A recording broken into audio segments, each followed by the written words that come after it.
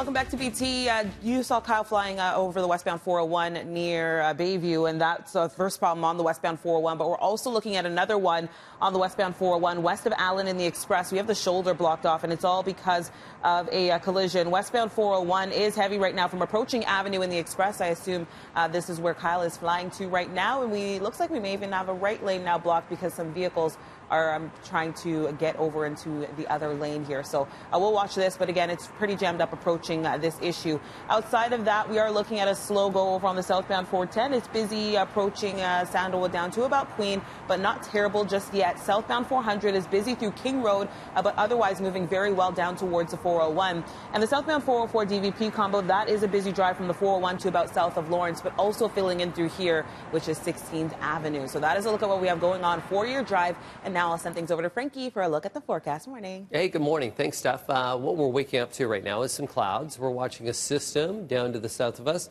that's going to bring in some snow. That snow arrives here in Toronto tonight. It's after midnight. And I know many that watch us are in the snow removal biz, so let's tell you a little bit about what's going to happen. So the snow pushes in around midnight. There's Thursday at 3:30 in the morning. That's when we'll see our first centimeter possibly on the ground at that time. It looks like by 8 in the morning we'll see 2 centimeters, so that's when you can put the blades down. And then as we get to the noon hour, we could see an additional 2 centimeters fall. So 4 centimeters is what the forecast model is showing for the city of Toronto in terms of total accumulation. After the noon hour, we'll see temperatures fall and we'll get into some scattered flurries. So once again, that's tonight into tomorrow morning. Today, nothing to worry about in terms of road conditions. We have temperatures right now -3 on average. That's Markham, Aurora, Pearson, Brampton, Stouffville as well. -1 at the island, -2 in Oakville, -1 as well into Burlington. Daytime high today is going to be 2 degrees. Tomorrow we'll see a high right around +1. Then temperatures fall to -5 through the afternoon. Then down to -17. We get cold with that northwesterly. A cold, frigid Friday with a daytime high of -8. Morning wind chills into the mid-20s. That is a look at the next 3 days weather-wise. Now it's on to Tammy with a look at your news.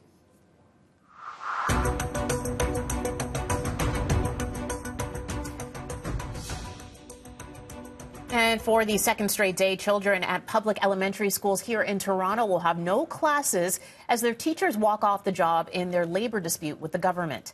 The Elementary Teachers Federation of Ontario continuing rotating strikes today after a one-day province-wide strike yesterday.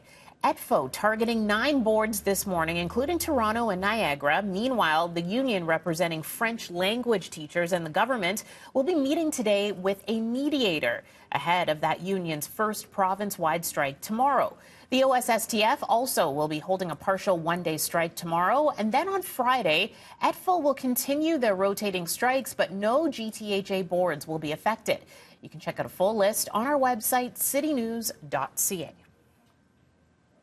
The Ford government providing a financial update in the labor dispute. So far, they've paid out $7.1 million to parents to help offset childcare costs during the strikes. More than 560,000 parents have applied for support during the rotating walkouts.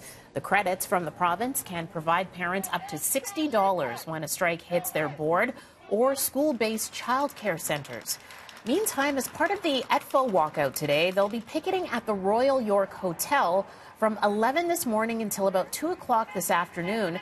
That's because Education Minister Stephen Lecce will be inside speaking at the Canadian Club of Toronto. I'll get used to hearing this, COVID-19. That's the new name for the coronavirus. The World Health Organization says that it reflects the name of the disease and the year that it was discovered, and it takes away any stigma associated with a geographical region. Some new images today of the quarantined Diamond Princess off the Japanese coast.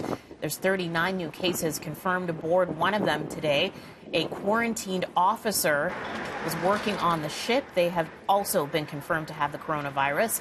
The death toll from the COVID-19 has climbed up over 1,100.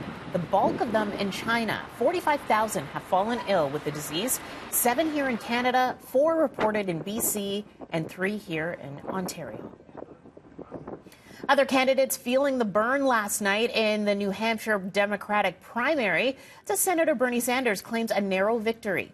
South Bend, Indiana Mayor Pete Buttigieg trailing just behind him after winning last week's chaotic Iowa caucuses. And it was a bad night for former Vice President Joe Biden, finishing 5th overall. Bernie speaking to supporters after the win, taking aim at the man he wants to replace. Let me say tonight that this victory here is the beginning of the end for Donald Trump. Bernie also saying that he vows to win Nevada and South Carolina, those next two stops in the race happening later this month. Meanwhile, it seems President Donald Trump was watching, taking to Twitter to mock some of the Democratic candidates, including Buttigieg and Senator Elizabeth Warren.